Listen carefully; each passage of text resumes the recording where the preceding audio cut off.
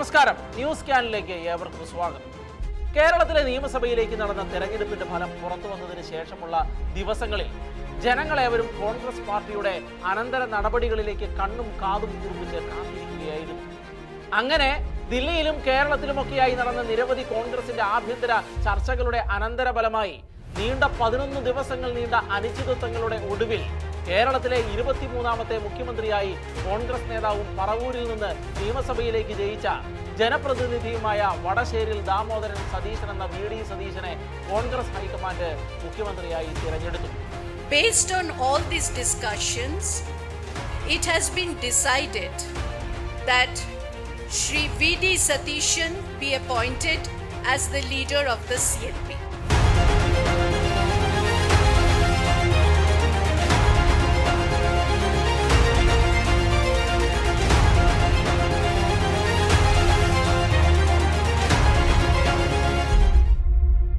കഴിഞ്ഞ 10 വർഷങ്ങൾ കേരളത്തെ ഭരിച്ചു മുടിച്ച് പുറകോട്ട് നടത്തിയ പിണറായിയുടെ ഇടത് സർക്കാരിനെ പടിയിറക്കി വിട്ടുകൊണ്ട് 140 അംഗ സഭയിൽ 102 അംഗങ്ങളുടെ വമ്പിച്ച ഭൂരിപക്ഷം കേരളത്തിലെ ജനങ്ങൾ ദിവസങ്ങൾക്ക് മുൻപ് തന്നെ UDF നൽകിയതാണ്. എന്നാൽ വോട്ട് ചെയ്ത ജനങ്ങളെ മുഴുവൻ പരിഹസിക്കുന്ന തരത്തിൽ മുഖ്യമന്ത്രി കസേരയ്ക്ക് വേണ്ടി AICC ജനറൽ സെക്രട്ടറി KC വേണുഗോപാലും മുൻ പ്രതിപക്ഷ നേതാവും ഹരിപ്പാട് MLA രമേശ് ചെന്നിത്തലയും നിലവിലെ പ്രതിപക്ഷ നേതാവായിരുന്ന വി ഡി സതീശനും തമ്മിലുണ്ടായ അവകാശവാദങ്ങളും വടംവലികളുമാണ് 10 ദിവസങ്ങളുടെ അനിശ്ചിതാവസ്ഥയിലേക്ക് കാര്യങ്ങളെ കൊണ്ടുചെന്ന് എത്തിച്ചത്. പിണറായി ഭരണത്തിന്റെ ആദ്യപാദത്തിൽ പ്രതിപക്ഷ നേതാവായിരുന്ന പാർട്ടിയിലെ സീനിയർ നേതാവ് രമേശ് ചെന്നിത്തല തന്റെ അനുഭവ സമ്പത്തിന്റെ ബലത്തിൽ മുഖ്യനാകാൻ താല്പര്യപ്പെട്ടപ്പോൾ തന്നാൽ സ്വാധീനിക്കപ്പെട്ട MLA-മാരുടെ നമ്പർ കാട്ടി ആലപ്പുഴ MP KC വേണുഗോപാലും മുഖ്യമന്ത്രി സ്ഥാനത്തിനായി അവകാശവാദം ഉന്നയിച്ചപ്പോൾ രണ്ടാം പിണറായി സർക്കാരിനെ കടുത്ത സമ്മർദ്ദത്തിലൂടെ മാത്രം നീങ്ങാൻ അനുവദിക്കുകയും തികഞ്ഞ ആത്മവിശ്വാസത്തോടെ തെരഞ്ഞെടുപ്പിനെ മുന്നിൽ നിന്ന് നയിക്കുകയും 100-ന് മുകളിൽ ഭൂരിപക്ഷം കിട്ടുമെന്ന് ഉറപ്പിച്ച് പ്രഖ്യാപിക്കുകയും ചെയ്ത ഉജ്ജ്വല നേതാവായ സതീശൻ അപ്രഖ്യാപിത നേതാവായി ഉയർന്നുകൊണ്ട് കേരളത്തിലെ ജനങ്ങളുടെ സ്വാഭാവികമായ ഓപ്ഷനായി മാറുകയായിരുന്നു. എന്നാൽ മല്ലികാർജുൻ ഖാർഗെയും രാഹുൽ ഗാന്ധിയും പിന്നെ വേണുഗോപാലും മാത്രമടങ്ങുന്ന ഹൈക്കമാൻഡിന് ഒറ്റ ഓപ്ഷനേ ഉണ്ടായിരുന്നുള്ളൂ, അത് KC വേണുഗോപാലായിരുന്നു. എന്നാൽ കേരളത്തിലെ ജനങ്ങൾ ഒറ്റക്കെട്ടായി അണിനിരന്നുകൊണ്ട് വി ഡി സതീശനായി നടത്തിയ പ്രതിഷേധങ്ങൾ കാണാതെ കേരളത്തിലെ കാര്യത്തിൽ തീരുമാനമെടുത്താൽ അത് ദൂരവ്യാപകമായ പരിണത ഫലം തന്നെ ഉളവാക്കുമെന്നറിയാവുന്ന ഹൈക്കമാൻഡ് ജനഹിതത്തിന് ഒത്തവണ്ണം കാര്യങ്ങളിൽ മാറ്റം വരുത്താൻ നിർബന്ധിതരാകുകയായിരുന്നു. എറണാകുളം നെട്ടൂരിൽ വടശ്ശേരി ദാമോദര മേനോന്റെയും വിലാസിനി അമ്മയുടെയും മകനായി ജനിച്ച സതീശൻ പ്രാഥമിക വിദ്യാഭ്യാസത്തിന് ശേഷം നിയമബിരുദം നേടി കേരള ഹൈക്കോടതിയിലെ തിരക്കേറിയ അഭിഭാഷകരിൽ ഒരാളായിരുന്നു. KSUവിലൂടെ രാഷ്ട്രീയ പ്രവർത്തനം ആരംഭിച്ച സതീശൻ NSU ദേശീയ സെക്രട്ടറി ആയിരുന്നിട്ടുണ്ട്.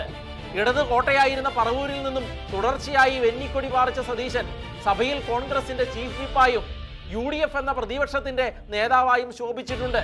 തനിക്ക് അർഹമായിരുന്ന സ്ഥാനത്തെ അട്ടിമറിയിലൂടെ നഷ്ടപ്പെടാമായിരുന്നിട്ടും ജനവികാരത്തെ മാനിച്ചുകൊണ്ട് മുഖ്യമന്ത്രിയായി എത്തിയ സതീശൻ കേരളത്തിലെ എല്ലാ സമുദായങ്ങൾക്കും വേണ്ടപ്പെട്ടയാൾ തന്നെയാണ്. അതുകൊണ്ട് തന്നെ എല്ലാവരും സതീശൻ സർക്കാരിലേക്ക് നോക്കുന്നത് വലിയ പ്രതീക്ഷകളോടെ തന്നെയാണ്. ക്രൈസ്തവ സമൂഹം നേരിട്ട പ്രതിസന്ധികളിലൊക്കെ വേഗത്തിലുള്ള പ്രശ്നപരിഹാരം അദ്ദേഹം ഓഫർ ചെയ്തിട്ടുണ്ട്. ക്രൈസ്തവ സമൂഹത്തിനും പ്രതീക്ഷ നൽകുന്നത് അതാണ്. സതീശൻ നേതൃത്വം കൊടുക്കുന്ന സർക്കാരിൽ നിന്ന് ജനങ്ങൾ പ്രതീക്ഷിക്കുന്ന കാര്യങ്ങളെക്കുറിച്ച് ഷെക്കേന നടത്തിയ ചർച്ചയിൽ പങ്കെടുത്ത സാമൂഹ്യ നിരീക്ഷകനായ ഫാദർ റോബിൻ അദ്ദേഹം പറഞ്ഞത് ഇങ്ങനെയാണ്. ചില വലിയ ആശങ്കകൾ കൂടി ഈ സർക്കാരിന്റെ മുമ്പിലുണ്ട്, സർക്കാരിനെ കുറിച്ച് ഉണ്ട് എന്നുള്ളതും നമുക്ക് മറച്ചു വെച്ചൊരു കാര്യമില്ല. പ്രത്യേകിച്ച് ഗാഡ്ഗിൽ കസ്തൂരംഗൻ റിപ്പോർട്ടുമായി ബന്ധപ്പെട്ട വിഷയങ്ങളിൽ എതിർപക്ഷത്ത് മലയോര ജനതയുടെ എതിർപക്ഷത്ത് നിന്നയാളായിരുന്നു വി ഡി സതീശൻ എന്ന കാര്യം ഈ സമയത്ത് നമ്മൾ മറക്കുന്നില്ല. പക്ഷേ ഈ സർക്കാരിന്റെ ഒരു ഉന്നത അധികാരത്തിലേക്കൊക്കെ എത്തിക്കഴിയുമ്പോൾ മുഖ്യമന്ത്രിയായി വരുമ്പോൾ മലയോര ജനതയുടെ വിലാപങ്ങൾ കേൾക്കാതെ ഒരിക്കലും സർക്കാരിന് മുമ്പോട്ട് പോകാനായിട്ട് കഴിയില്ല. അത്തരം കാര്യങ്ങളിലൊക്കെ ഒരു വളരെ പോസിറ്റീവായ ഒരു മനോഭാവം ഇദ്ദേഹത്തിന്റെ ഭാഗത്ത് നിന്ന്, മുഖ്യമന്ത്രിയുടെ ഭാഗത്ത് നിന്ന്, അതുപോലെ തന്നെ സർക്കാരിന്റെ ഭാഗത്ത് നിന്നൊക്കെ തീർച്ചയായിട്ടും ഉണ്ടാകുമെന്നുള്ള പ്രതീക്ഷയാണ് നമുക്കുള്ളത്. തീർച്ചയായും 5 വർഷം സ്വപ്നം കണ്ടുകൊണ്ട് ഈ സർക്കാർ ഭരണം ആരംഭിക്കുമ്പോൾ ഈ 5 വർഷക്കാലവും കേരളത്തിന്റെ സമഗ്ര മേഖലയിൽ വലിയ പുരോഗതി ഉണ്ടാക്കുന്ന തരത്തിലുള്ള ഒരു വളർച്ചയുടെ കാലഘട്ടമായിരിക്കട്ടെ എന്ന് ആഗ്രഹിക്കുകയാണ്. പ്രത്യേകിച്ച് ഏറ്റവും കൂടുതൽ ഇന്ന് സഹിക്കുന്ന മലയോര ജനത, തീരദേശ മേഖല, അതുപോലെ തന്നെ അധ്വാനിക്കുന്ന ജനവിഭാഗങ്ങളായ കർഷകര്, മലയോര മേഖലയിലെ പട്ടയ പ്രശ്നം, ഇത്രയും 10-50 വർഷക്കാലം വലിയ പ്രതീക്ഷകൾ കൊടുത്ത് ഒന്നും ചെയ്യാതിരുന്ന പല വിഷയങ്ങൾക്കും പരിഹാരം ഉണ്ടാകേണ്ടതായിട്ടുണ്ട്. വന്യജീവി ശല്യമൊക്കെ വീണ്ടും അത് സജീവമാകുന്ന തരത്തിലുള്ള വാർത്തകളാണ് വരുന്നത്. അതുപോലെ നമ്മുടെ ആലുവ മൂന്നാർ രാജപാതയുമായി ബന്ധപ്പെട്ട വിഷയങ്ങൾ, അതുപോലെ ഇടുക്കിയിലേക്കുള്ള ഇടുക്കി ഉൾപ്പെടെയുള്ള പല പ്രദേശങ്ങളിലേക്കുള്ള റോഡുകളിൽ ഫോറസ്റ്റുകാര് സമാന്തരമായിട്ട് ഒരു സംവിധാനമായിട്ട് മാറുന്ന ഒരു അവസ്ഥ ഉണ്ടാകുന്നു.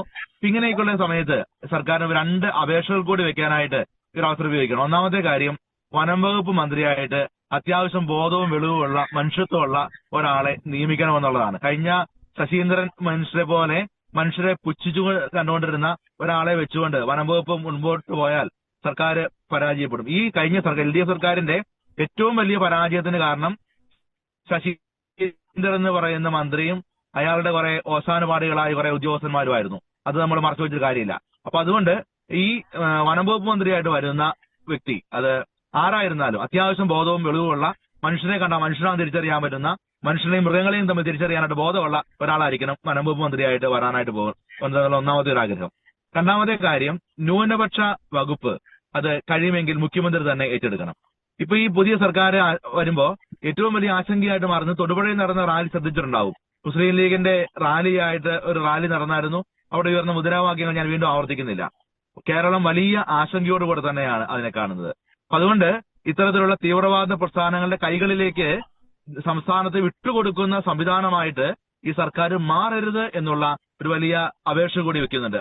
അതുകൊണ്ട് തന്നെ ഈ ന്യൂനപക്ഷ വകുപ്പ് കഴിയുമെങ്കിൽ മുഖ്യമന്ത്രി തന്നെ കൈകാര്യം ചെയ്യുക.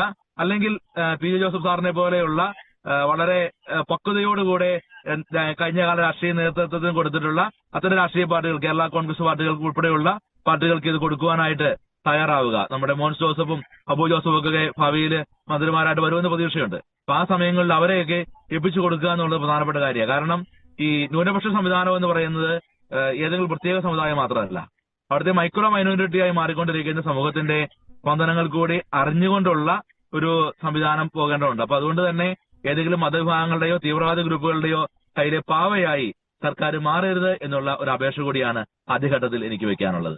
റോബിനച്ചൻ പറഞ്ഞ് അവസാനിപ്പിച്ചത് ഒരു നിർണായകമായ പോയിന്റിലായിരുന്നു. VD സതീശനെ മുഖ്യമന്ത്രിയാക്കിയത് ഞങ്ങളാണ് എന്ന അവകാശവാദവുമായി ഇനി പലരും കടുത്ത വിലപേശലിന് രംഗത്ത് ഇറങ്ങാനുള്ള സാധ്യത വളരെ കൂടുതലാണ്.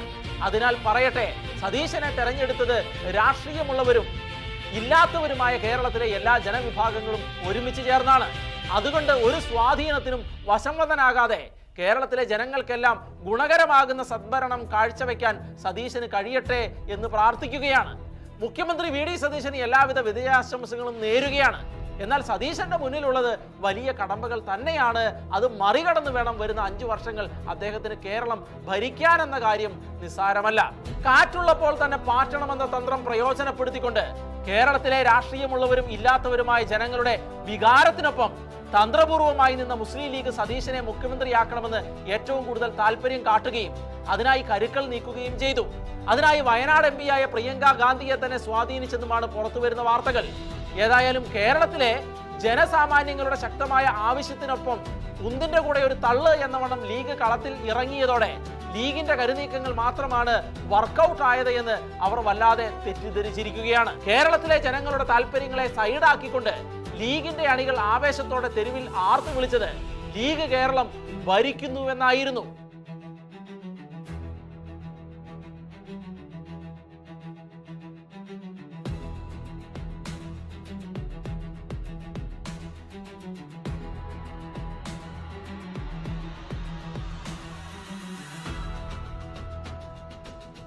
ഇടുക്കി ജില്ലയിലെ തൊടുപുഴയിലായിരുന്നു അങ്ങേയറ്റം പ്രകോപനപരമായ ഈ പ്രകടനം നടന്നത്. ലീഗ് ഉയർത്തിപ്പിടിക്കുന്ന മോഡറേറ്റ് നയങ്ങളെ കടമുഴക്കിയെറിയുന്ന തരത്തിലുള്ള ഈ പ്രകടനത്തെ ലീഗ് തള്ളിപ്പറയുകയും പ്രകടനം നടത്തിയവരെ പാർട്ടിയിൽ നിന്ന് പുറത്താക്കുകയും ചെയ്തിട്ടുണ്ട്. ഏതായാലും കാര്യങ്ങൾ ഇത്തരത്തിലായിരിക്കെ ലീഗിന്റെ വിലപേശൽ നയങ്ങൾക്ക് മുൻപിൽ സതീശൻ വഴങ്ങുമോ അതോ തന്റെ ഇടത്തോടെ മുന്നോട്ട് പോകുമോ എന്ന് കാണാൻ കേരളത്തിലെ ജനങ്ങൾ കാത്തിരിക്കുകയാണ്. ഇലക്ഷന് മുൻപ് തന്നെ ഉപമുഖ്യമന്ത്രി സ്ഥാനത്തിന് ലീഗിന് അർഹതയുണ്ടെന്നും അത് ചോദിക്കാതെ തന്നെ തരുമെന്ന് പ്രതീക്ഷിക്കുന്നുവെന്നുമുള്ള അവകാശവാദങ്ങൾ ഉന്നയിച്ചുകൊണ്ട് ലീഗ് നേതാവായ KNA ഖാദർ രംഗത്ത് വന്നിരുന്നു. ഉമ്മൻചാണ്ടി സർക്കാരിന്റെ കാലത്ത് 4 മന്ത്രിമാരെ നൽകിയിട്ടും അതിൽ തൃപ്തി പോരാതെ 5ാം മന്ത്രിക്ക് വേണ്ടി അവർ കാട്ടിയ സമ്മർദ്ദങ്ങൾ കേരളത്തിലെ ജനങ്ങൾക്ക് നന്നായിട്ട് അറിയാവുന്നതാണ്. സതീശൻ സർക്കാരിന് ഒരു ചെറിയ വീഴ്ചയെങ്കിലും വന്നാൽ അത് പ്രയോജനപ്പെടുത്താൻ മുറിവേറ്റ മൃഗത്തെ പോലെ മുന്നിൽ നിൽക്കുന്ന പ്രതിപക്ഷത്തെക്കുറിച്ചുള്ള വ്യക്തമായ ബോധ്യമുള്ളതിനാൽ ഈ കടമ്പകളെല്ലാം UDF മറികടന്നേക്കാം. എന്നാൽ കിട്ടുന്ന അവസരങ്ങളിലെല്ലാം സതീശനെ കടുത്ത സമ്മർദ്ദത്തിലേക്ക് തള്ളിവിടാൻ തനിക്കൊപ്പം നിൽക്കുന്നവർ മടിക്കില്ല എന്ന കാര്യം ഉറപ്പായിരിക്കുകയാണ്.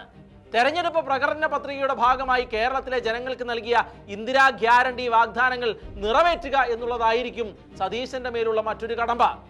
ജനങ്ങളുടെ ആവശ്യത്തിന്റെ വെളിച്ചത്തിൽ ആണെങ്കിൽ പോലും മുഖ്യമന്ത്രി സ്ഥാനം സതീശൻ കൈയാളിയതിനാൽ കോൺഗ്രസ് പാർട്ടി മൊത്തത്തിൽ തീരുമാനിച്ച് ഉറപ്പിച്ച ഇന്ദിരാ ഗ്യാരണ്ടി നടപ്പിലാക്കുന്നതിനുള്ള ഉത്തരവാദിത്വം സതീശന്റെ മുകളിൽ വെച്ചുകെട്ടി കൊടുത്തിട്ട് മറ്റുള്ളവർ കൈകെട്ടി അത് കണ്ടു നിന്നേക്കാം. വലിയ പ്രതിസന്ധിയിലൂടെ പോയ KSRTCക്ക് സ്ത്രീകൾക്ക് സൗജന്യ യാത്ര നൽകിയില്ലെങ്കിൽ സ്ത്രീകളെ നടുറോഡിൽ പ്രകോപിപ്പിച്ച് നിർത്താൻ ചുക്കാൻ പിടിക്കുന്നത് ആരായിരിക്കുമെന്ന് ഒരു നിശ്ചയവും ഉണ്ടാവില്ല. പിന്നെ 3000 രൂപ പെൻഷൻ, വിദ്യാർത്ഥിനികൾക്കുള്ള പ്രതിമാസ 1000 രൂപ, അങ്ങനെ കിടക്കുകയാണ് കടമ്പകളേറെ. ഷെക്കേന TV നടത്തിയ ചർച്ചയിൽ മുതിർന്ന മാധ്യമപ്രവർത്തകൻ T. ദേവപ്രസാദ് ഇതിനെക്കുറിച്ച് പറഞ്ഞത് കേൾക്കുക. ഏറ്റവും പ്രധാനമായി 5 വാഗ്ദാനങ്ങൾ രാജീവ് ഗാന്ധി തിരുവനന്തപുരത്ത് പുത്തരിക്കണ്ടത്ത് വെച്ച് പ്രഖ്യാപിച്ചു. അതിലൊന്ന് പെൻഷൻ 3000 രൂപ ആക്കുമെന്നുള്ളതാണ്, സാമൂഹ്യ സുരക്ഷാ പെൻഷൻ. 2000 രൂപ കൊടുക്കാൻ നമ്മുടെ ഗവൺമെന്റ് കടന്ന് നട്ടം തിരിയുമ്പോഴാണ് അത് 3000 രൂപ ആക്കുമെന്ന് പറയുന്നത്. പിണറായി സർക്കാരിന് എന്തെങ്കിലും മാർഗം ഉണ്ടായിരുന്നെങ്കിൽ പിരിയുന്ന മാസത്തിലെങ്കിലും 2500 രൂപ കൊടുക്കുമായിരുന്നു. പക്ഷെ അത് സാധിക്കാത്ത ഒരു സാഹചര്യത്തിൽ 3000 രൂപ കൊടുക്കുക, എവിടെ നിന്ന് പണം ഉണ്ടാക്കും? ഇപ്പൊ തന്നെ 2021-22 അത് കഴിഞ്ഞ വർഷം നിയമസഭ വെച്ച CAGയുടെ റിപ്പോർട്ട് അനുസരിച്ച് നമ്മുടെ വരുമാനത്തിന്റെ 90% ശമ്പളത്തിനും പെൻഷനും പലിശ തിരിച്ചടയ്ക്കാനും വേണ്ടി ചെലവാക്കിക്കൊണ്ടിരിക്കുകയാണ്. ഇനി നമ്മൾ എവിടെ നിന്ന് പണം ഉണ്ടാക്കും? അതുപോലെ വേറൊരു പ്രധാന പക്കം പറഞ്ഞത് KSRTCയിലെ സൗജന്യ യാത്രയാണ്. KSRTCയിലെ സ്ത്രീകൾക്കുള്ള സൗജന്യ യാത്ര. കേരളത്തിലെ യാത്രക്കാരിൽ 70% സ്ത്രീകളാണ്. ഇപ്പൊ KSRTCയുടെ പ്രതിദിന വരുമാനം ഏതാണ്ട് 10.5 കോടിയാണ് ശരാശരി വരുമാനം. ഈ 10.5 കോടി വരുമാനത്തിന്റെ 70% സ്ത്രീകൾക്ക് പോയി കഴിഞ്ഞാൽ ബാക്കി എത്ര ശതമാനം കിട്ടും? ഈ KSRTC എന്ന് പറയുന്ന ഈ മഹാസംരംഭത്തെ എങ്ങനെ കൊണ്ടുനടക്കും? ആന്ധ്രയിൽ, തെലങ്കാനയിൽ ചെയ്തിട്ടുണ്ട്, വേറെ എവിടെയോ ചെയ്തിട്ടുണ്ടെന്നൊക്കെ പറഞ്ഞു. തെലങ്കാനയിൽ ഇപ്പൊ ഏതാണ്ട് 13,000 കോടിയിലധികം അവരുടെ KSRTCക്ക് ഗവൺമെന്റ് തിരിച്ചടയ്ക്കാനുണ്ട്. ഗവൺമെന്റ് പണമില്ലെങ്കിൽ ഗവൺമെന്റ് എവിടെ നിന്ന് കൊടുക്കും? ഗവൺമെന്റിന് പുതിയ പണം ഉണ്ടാക്കാൻ എന്ത് മാർഗങ്ങളാണുള്ളത്? പിന്നെ മൂന്നാമത് പറഞ്ഞിരിക്കുന്നത് ഒരു വലിയ പ്രധാന കോളേജ് വിദ്യാർത്ഥിനികൾക്ക് 1000 രൂപ പ്രതിമാസം കൊടുക്കുമെന്നാണ് പറഞ്ഞിരിക്കുന്നത്. കേരളത്തിലെ 8,80,49,411 കോളേജ് വിദ്യാർത്ഥിനികളുണ്ട്. ഇവർക്കെല്ലാം 1000 രൂപ വെച്ച് കൊടുക്കണമെങ്കിൽ ഏതാണ്ട് ഒരു മാസം 8 കോടി രൂപയിൽ കൂടുതൽ വേണം, 80 കോടി രൂപയിൽ കൂടുതൽ വേണം. 12 മാസം ആകുമ്പോൾ 12-96 1000 കോടി രൂപ വേണം. എവിടെ നിന്ന് ഉണ്ടാക്കും ഈ പണം? ഇതെല്ലാം കണ്ടെത്ത സതീശന്റെ മുമ്പില് വലിയ വെല്ലുവിളിയാണ്. അതുപോലെ വേറൊരു പ്രഖ്യാപനം പറഞ്ഞിരിക്കുന്നത് ഒരു കുടുംബത്തിന് 25 ലക്ഷം രൂപ വെച്ചുള്ള ഇൻഷുറൻസ് ഉണ്ടാക്കുമെന്നാണ്. ഈ ഇൻഷുറൻസ് ഇപ്പോഴത്തെ തന്നെ സർക്കാർ ജീവനക്കാർക്കുള്ള മെഡിസെഫ് പദ്ധതി പോലും ശരിക്കും നടക്കാത്ത ഒരു സംസ്ഥാനത്താണ് ഇത് പറഞ്ഞിരിക്കുന്നത്. കേരളത്തിലെ ഏതാണ്ട് 7 ലക്ഷത്തോളം വരുന്ന കുടുംബങ്ങൾക്ക് 25 ലക്ഷം വെച്ച് ഒരു വർഷം മെഡിസെഫ് കൊടുക്കുമെന്ന്. ഇതിനുള്ള പണം എവിടെ നിന്ന് ഈ സർക്കാർ കണ്ടെത്തും എന്നുള്ളത് സതീശന് അലാവുദ്ദീന്റെ അത്ഭുത വിളക്കിലെ പോലെ അത്ഭുത വിളക്കൊന്നുമില്ലല്ലോ. സതീശന് എങ്ങനെ ഈ പണം കൊണ്ടുവരും എന്നുള്ളത് ഒരു വലിയ പ്രശ്നമാണ്. പിന്നെ വേറെ പറഞ്ഞിരിക്കുന്നത് ഒന്ന് രണ്ട് കാര്യം കൂടി പറഞ്ഞ് ഞാൻ അവസാനിപ്പിക്കാം. വേറൊരു കാര്യം പറഞ്ഞിരിക്കുന്നത് ആശാ വർക്കർമാർക്ക് 21,000 രൂപ ശമ്പളം കൊടുക്കുമെന്ന് പറഞ്ഞിട്ടുണ്ട്. അവരുടെ സമരപ്പന്തലിൽ പോയി നിന്ന് പറഞ്ഞതാണ്, ഞങ്ങളുടെ സർക്കാർ അധികാരത്തിൽ വന്നാൽ ആദ്യത്തെ ഉത്തരവ് അതായിരിക്കുമെന്ന്. ഉത്തരവ് പുറപ്പെടുവിച്ചാൽ നല്ല കാര്യം. ഏതാണ്ട് 6,000-ഓളം ആശാ വർക്കർമാരാണുള്ളത്. ഇപ്പൊ കൊടുക്കുന്ന 10,000 രൂപ 21,000 രൂപയാക്കി മാറ്റാം. ഇപ്പം ഞാനൊരു റിട്ടയർ ചെയ്ത പത്രപ്രവർത്തകനാണ്. ഞങ്ങൾക്ക് ഒരു ചെറിയ പെൻഷൻ കിട്ടുന്നുണ്ട്. ആ പെൻഷൻ ഒരു നിശ്ചിത തുകയാക്കാമെന്ന് സതീശൻ പ്രഖ്യാപിച്ചിട്ടുണ്ട്. തുകയൊക്കെ പറയാത്തത് അത്ര വലിയ തുകയല്ലാത്തത് കൊണ്ടാണ്. എങ്കിലും ആ തുകയാക്കി വർദ്ധിപ്പിക്കാൻ പോലും ഗവൺമെന്റ് സാധിക്കുമോ? സതീശന്റെ പ്രഖ്യാപനമാണ്, വാഗ്ദാനമാണ്. ഇതൊക്കെ സതീശൻ ഇതിനൊക്കെ എവിടെ നിന്ന് പണം കൊണ്ടുവരും എന്നുള്ളതാണ് പ്രശ്നം. പിന്നെ ഞാനൊരു കൃഷിക്കാരൻ കുടുംബത്തിൽ നിന്ന് വരുന്നതാ. റബ്ബറിന് 300 രൂപ തറവിലെ പ്രഖ്യാപിച്ചാൽ പോരല്ലോ, കൊടുക്കണ്ടേ? എവിടെ നിന്ന് കൊടുക്കും എന്നുള്ളൊരു പ്രശ്നമുണ്ട്. അതായത് വലിയ വെല്ലുവിളികളിലേക്കാണ് ഈ സർക്കാർ അധികാരം വെക്കുന്നത്. ടീം UDF എല്ലാവരും ഒന്നിച്ചു നിൽക്കും എന്നൊക്കെ പറയും. ഇനിയിപ്പം കോൺഗ്രസിലേക്കാൾ വലിയ പ്രശ്നമായിരിക്കും മന്ത്രിമാരെ തീരുമാനിക്കാനുള്ള ഒരു പ്രശ്നം. എത്ര മന്ത്രിമാരാണ് ഓരോ പാർട്ടിക്കുള്ളത്? ലീഗിന് എത്ര മന്ത്രിമാരുണ്ട്? കേരള കോൺഗ്രസിന് എത്ര മന്ത്രിമാരുണ്ട്? RSPക്ക് എത്ര മന്ത്രിമാരുണ്ട്, അങ്ങനെയൊക്കെയുള്ള പ്രശ്നങ്ങൾ അത് വേറെ. ആ പ്രശ്നം പരിഹരിച്ചു വരാൻ തന്നെ കുറെ സമയം എടുക്കും. അതിന് സതീശന് പാർട്ടിയിൽ നിന്ന് പോലും പൂർണ്ണമായ പിന്തുണ കിട്ടാത്ത ഒരു സാഹചര്യത്തിൽ എങ്ങനെ ഈ പ്രശ്നങ്ങളൊക്കെ പരിഹരിക്കും എന്നുള്ളത് ഒരു വലിയ വെല്ലുവിളിയാണ്. തനിക്കെതിരെ സ്വന്തം പാർട്ടിക്കകത്തും പുറത്തുമായി ഉണ്ടാകാനിടയുള്ള എതിർപ്പുകൾക്കും പ്രതിസന്ധികൾക്കും അപ്പുറത്ത് സ്വാധീനക്കാരുടെയും സ്തുതിപാഠകരുടെയും സംഘത്തെ എങ്ങനെ നിയന്ത്രിക്കണം എന്നുള്ളത് സതീശനെ സംബന്ധിച്ച് ഒരു വലിയ കടമ്പയായി കിടക്കുകയാണ്. മുഖ്യമന്ത്രി അല്ലായിരിക്കെ MLAയോ രാഷ്ട്രീയ പ്രവർത്തകനോ പ്രതിപക്ഷ നേതാവോ ഒക്കെ മാത്രമായ സതീശന് തന്റെ ജനപിന്തുണയും വോട്ടും ഉറപ്പിക്കാനായി എല്ലാ വിഭാഗത്തിനും പെട്ട ജനങ്ങളോട് സൗഹൃദവും സോഫ്റ്റ് കോർണറും കാണിക്കേണ്ടതായി വന്നിട്ടുണ്ട്. ഒരു പൊതുപ്രവർത്തകനെ സംബന്ധിച്ചിടത്തോളം അത് അനിവാര്യമാണ് താനും. എന്നാൽ സ്റ്റേറ്റിന്റെ ചീഫ് ആകുന്നതോടെ അത്തരത്തിലുള്ള സ്വാധീനങ്ങൾ സതീശന്റെ മേൽ എത്രത്തോളം സാധ്യതകൾ ഉണ്ട് എന്ന കാര്യം ജനങ്ങൾ മുഴുവൻ ഉറ്റുനോക്കുകയാണ്. ഇവിടെയാണ് നിലപാടുകളുടെ രാജകുമാരൻ എന്നൊക്കെ മാധ്യമങ്ങൾ വാഴ്ത്തിപ്പാടുന്ന സതീശൻ തന്റെ ആർജവം തെളിയിക്കേണ്ടത്. ആര് വോട്ട് നൽകിയാലും തങ്ങൾ വാങ്ങുമെന്നൊക്കെ സതീശൻ പറഞ്ഞിട്ടുണ്ടെങ്കിലും അത്തരത്തിൽ വോട്ട് നൽകിയത് രാജ്യവിരുദ്ധമായ നിലപാട് ഉള്ളവരാണ് എങ്കിൽ അത്തരക്കാരുടെ ഒരു അജണ്ടകളും താൻ മുഖ്യമന്ത്രിയായിരിക്കുന്ന കേരളത്തിൽ വിലപ്പോകില്ല എന്ന് തെളിയിക്കാനുള്ള പ്രതിബദ്ധതയും സതീശനുണ്ട്. അത് അദ്ദേഹം ചെയ്യുമെന്നും വാഴ്ത്തുപാട്ടുകാരുടെ നടുവിൽ പരിലസിക്കുന്ന ആരുടെയെങ്കിലും ആജ്ഞാനുവർത്തി അല്ല താനെന്നും സതീശൻ മനസ്സിലാക്കി കൊടുക്കുമെന്ന് തന്നെയാണ് ജനങ്ങൾ ആഗ്രഹിക്കുന്നത്. ക്രൈസ്തവ സമൂഹത്തോട് തികഞ്ഞ സ്നേഹവും കടപ്പാടുമാണ് മുഖ്യമന്ത്രി സതീശൻ എല്ലാ കാലത്തും കാണിച്ചിട്ടുള്ളത്. തന്നെ ക്ഷണിക്കുന്ന ക്രൈസ്തവ സമ്മേളനങ്ങളിലെല്ലാം വന്ന് യേശുക്രിസ്തുവിലുള്ള വിശ്വാസത്തെക്കുറിച്ചും വിശുദ്ധ വേദപുസ്തകം തനിക്ക് നൽകിയിട്ടുള്ള പ്രചോദനങ്ങളെക്കുറിച്ചും സതീശൻ വ്യക്തമായി തന്നെ പ്രസ്താവിച്ചിട്ടുണ്ട്. പ്രതിസന്ധി ഘട്ടത്തിൽ തന്നെ നടത്തിയ വിശുദ്ധ വേദപുസ്തകമാണ് എന്ന് പരസ്യമായി തന്നെ സതീശൻ പറഞ്ഞിട്ടുണ്ട്. മനുഷ്യൻ ജീവിതത്തിലൂടെ കടന്നു പോകുന്നത് ഒരുപാട് പ്രതിസന്ധികളിലൂടെയും സങ്കടങ്ങളിലൂടെയാണ്. ഈ പ്രതിസന്ധികളുടെ മുന്നിൽ നമ്മൾ തളർന്നു പോകാതെ പിന്തിരിഞ്ഞോടാതെ നമുക്ക് മുന്നോട്ട് പോകാനുള്ള ധൈര്യം എന്ന് പറയുന്നത് അചഞ്ചലമായ ദൈവവിശ്വാസമാണ്. അത് നൽകുന്ന പിൻബലത്തിലാണ് എല്ലാ വിശ്വാസികളും മുന്നോട്ട് പോകുന്നത്. നമ്മൾ തളർന്നു പോകുമ്പോൾ നമുക്കറിയാം അവനൊരു യോദ്ധാവിനെ പോലെ നമ്മുടെ വലതുഭാഗത്തുണ്ട് എന്നുള്ളൊരു വിശ്വാസം, എൻ്റെ കൂടെയുണ്ട് എന്നുള്ള വിശ്വാസം. മുന്നോട്ട് പോകുമ്പോൾ എൻ്റെ മുന്നിലുള്ള എല്ലാ തടസ്സങ്ങളും മാറ്റി എൻ്റെ മുന്നിൽ അവൻ നടക്കുന്നുണ്ട്, എൻ്റെ വഴികാട്ടിയായി എൻ്റെ മാർഗദീപമായി അവൻ എൻ്റെ കൂടെയുണ്ട് എന്നുള്ള വിശ്വാസമാണ് എല്ലാവർക്കും ജീവിതത്തിലെ ഏറ്റവും വലിയ പിൻബലം. മുനമ്പം വിഷയം 10 മിനിറ്റിനുള്ളിൽ പരിഹരിക്കാമെന്ന് മുൻപ് പലതവണ VD സതീശൻ പറഞ്ഞിരുന്നു. അത് വീണ്ടും ഓർമ്മിപ്പിക്കുകയാണ്. ഒരു സമൂഹത്തിന്റെ എല്ലാത്തരം പ്രതിസന്ധികളും ഉച്ചനീചത്വങ്ങളും ഒറ്റയടിക്ക് മാറില്ല എന്നറിയാം. എന്നാലും ക്രൈസ്തവ സമൂഹത്തിന്റെ സമഗ്രോദ്ധാനം ലക്ഷ്യമാക്കി പിണറായി സർക്കാർ ഉണ്ടാക്കിയ JB കോശി കമ്മീഷൻ റിപ്പോർട്ട് യുദ്ധകാലാടിസ്ഥാനത്തിൽ നടപ്പിലാക്കി ക്രൈസ്തവ സമൂഹത്തോട് നീതി കാണിക്കണമെന്ന് ഓർമ്മിപ്പിക്കുകയാണ്. ന്യൂനപക്ഷ മന്ത്രി സ്ഥാനത്തിന്റെ കാര്യത്തിലും ന്യൂനപക്ഷ കമ്മീഷൻ ചെയർമാനെ തെരഞ്ഞെടുക്കുന്ന കാര്യത്തിലും ക്രൈസ്തവ സമൂഹത്തിന് പ്രാധാന്യം നൽകണമെന്നതും വളരെ പ്രധാനപ്പെട്ട അഭ്യർത്ഥനയാണ്. ഇക്കാലം അത്രയും ന്യൂനപക്ഷ വകുപ്പ് ക്രൈസ്തവരായ മന്ത്രിമാർക്ക് ലഭിച്ചിട്ടില്ല എന്നതുകൂടി സാന്ദർഭികമായി ഓർമ്മിപ്പിക്കുകയാണ്. അതുപോലെ ചെയർമാൻ സ്ഥാനവും. ഇത്തരം കാര്യങ്ങളിലെല്ലാം സതീശൻ ആർജവത്തോടെ നിലകൊള്ളുമെന്ന് പ്രതീക്ഷിക്കുകയാണ്. മറ്റൊരു വെല്ലുവിളി കൂടി VD സതീശന്റെ മുന്നിലുണ്ട്. അത് കേരളം കണ്ട ഏറ്റവും മികച്ച മുഖ്യമന്ത്രിയായിരുന്ന ഉമ്മൻചാണ്ടി മുന്നോട്ട് വെച്ച കാര്യങ്ങൾ നടപ്പിലാക്കുക എന്നുള്ളതാണ്. ദക്ഷിണേന്ത്യയിൽ ആദ്യമായി ഒരു സംസ്ഥാനത്തെ മദ്യമുക്തമാക്കാനുള്ള നീക്കങ്ങൾ നടത്തിയത് ഉമ്മൻചാണ്ടിയായിരുന്നു. കേരളത്തിലെ ബാറുകളെല്ലാം അടച്ചുകൊണ്ട് അതിനുള്ള ചില കാര്യങ്ങൾ അദ്ദേഹം മുന്നോട്ട് നീക്കുകയും ചെയ്തിരുന്നു. എന്നാൽ പിന്നാലെ വന്ന പിണറായി സർക്കാർ പച്ചക്കള്ളം പറഞ്ഞ് ജനത്തെ കബളിപ്പിച്ചുകൊണ്ട് അതെല്ലാം അട്ടിമറിച്ചു കളഞ്ഞു. ഉമ്മൻചാണ്ടി മുന്നോട്ട് വെച്ച ആശയം ഏറ്റെടുത്തുകൊണ്ട് തമിഴ്നാട് മുഖ്യമന്ത്രി വിജയ് ഇതാ തമിഴ്നാട്ടിലെ 417 മദ്യശാലകൾ പൂട്ടിക്കൊണ്ട് അദ്ദേഹത്തോട് നീതി കാട്ടിയിരിക്കുകയാണ്. ജോസഫ് വിജയിനേക്കാൾ മുൻപേ അത് ചെയ്യേണ്ടിയിരുന്നത് കോൺഗ്രസ് ആയിരുന്നു. എന്നാൽ അവസരം കിട്ടിയത് ഇപ്പോഴായിരുന്നു എന്നതിനാൽ ഇനിയെങ്കിലും അത് ശക്തമായി പ്രയോജനപ്പെടുത്താൻ കോൺഗ്രസ് സർക്കാരിന് കഴിയട്ടെ. നയപരവും രാഷ്ട്രീയവുമായ കാരണങ്ങളാൽ ഉമ്മൻചാണ്ടിയുടെ ജനക്ഷേമ പ്രവർത്തനങ്ങൾ തുടരാനുള്ള ബാധ്യത പിണറായിക്കില്ല. എന്നാൽ VD സതീശന്റെ കാര്യം അങ്ങനെയല്ല. സ്വാധീനങ്ങൾക്ക് വഴിപ്പെടാതെ സതീശൻ ശക്തമായ തീരുമാനങ്ങൾ കൈക്കൊള്ളുമെന്ന് തന്നെയാണ് ജനങ്ങൾ പ്രതീക്ഷിക്കുന്നത്.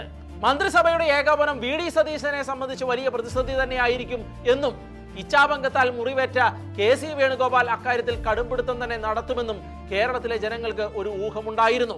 ഉന്നതമായ വിദ്യാഭ്യാസവും ശക്തമായ ഫ്യൂച്ചർ പ്രോസ്പെക്റ്റീവും ഒക്കെയുള്ള ഒരു മിനിസ്ട്രിയെ തന്നെ സതീശനൊപ്പം പ്രവർത്തിക്കാൻ തെരഞ്ഞെടുക്കണം എന്നുള്ളത് കേരളത്തിലെ ജനങ്ങളുടെ ആഗ്രഹം തന്നെയായിരുന്നു.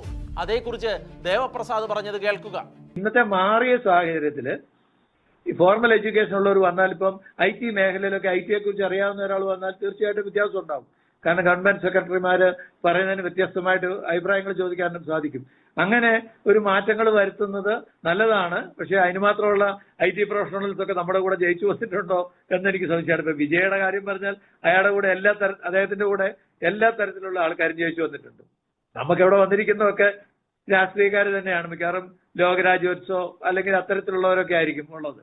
അതുകൊണ്ട് നമുക്ക് അത്രയുള്ള പ്രൊഫഷണൽസ് ഉണ്ടോ എന്ന് തന്നെ എനിക്ക് സംശയമാണ്. പിന്നെ ഈ ഞാൻ 2 കാര്യങ്ങൾ അതിനകത്ത് പറയാനുള്ളത്. ഒന്ന്, ഫോർമൽ എഡ്യൂക്കേഷൻ ഒരു മന്ത്രിയാകാൻ നിർബന്ധമാകണമെന്നില്ല. നല്ല വിവരവും കോമൺ സെൻസും ഉള്ളവർക്ക് നാട് നന്നായിട്ട് ഭരിക്കാനാവും. ഇവിടെ സതീശൻ നല്ലൊരു ധനകാര്യമന്ത്രി ആയിരിക്കും. നമ്മളിപ്പോ മന്ത്രിമാരുടെ ഡീറ്റെയിൽസിലേക്ക് പോകണ്ട. ജോർജ് പറഞ്ഞ ഒരു നല്ല നിർദ്ദേശമാണ്. പക്ഷെ അങ്ങനെയുള്ള ഒരു യോഗ്യത വേണം ഒരു മന്ത്രിയാകാൻ എന്ന് ഞാൻ കരുതുന്നില്ല. ഏത് തിരഞ്ഞെടുപ്പിലും വിജയങ്ങൾ നിർണയിക്കുന്നത് ഒരു രാഷ്ട്രീയവുമില്ലാത്ത നിഷ്പക്ഷരായ ജനങ്ങളാണ്. അതുകൊണ്ട് തന്നെ കോൺഗ്രസിന്റെ വിജയത്തിലും കോൺഗ്രസുകാരെക്കാൾ അവകാശമുള്ളത് ആ നിഷ്പക്ഷ മാനസർക്കാണ്. സതീശനെ താക്കോൽ സ്ഥാനത്ത് കാണണമെന്ന് ആഗ്രഹിച്ചതും അതേ നിഷ്പക്ഷരായ ജനങ്ങളാണ്. അതുകൊണ്ട് തന്നെ അവരുടേതടക്കം കേരളത്തിലെ എല്ലാ ജനങ്ങളുടെയും മുഖ്യമന്ത്രിയായി സതീശൻ എല്ലാവർക്കും നന്മ ചെയ്യുന്ന ഒരു സൽഭരണം കാഴ്ചവെക്കുമെന്ന് എല്ലാവരും കരുതുകയാണ്. തന്നെ സ്വാധീനിക്കാൻ ഒരുമ്പെട്ട് നിൽക്കുന്നവരെ അകറ്റി നിർത്തുവാനും ആർജവത്തോടെ ഭരിക്കുവാനും ഒരു നവകേരള സൃഷ്ടിക്കായി ശക്തമായി മുന്നോട്ട് പോകുവാനും ആശംസകൾ നേരുന്നു. മുഖ്യമന്ത്രി VD സതീശനും സർക്കാരിനും വിജയാശംസകളും പ്രാർത്ഥനകളും നൽകിക്കൊണ്ട് ഈ ആഴ്ചത്തെ ന്യൂസ് സ്കാൻ അവസാനിക്കുന്നു. ഇനി അടുത്ത ആഴ്ച.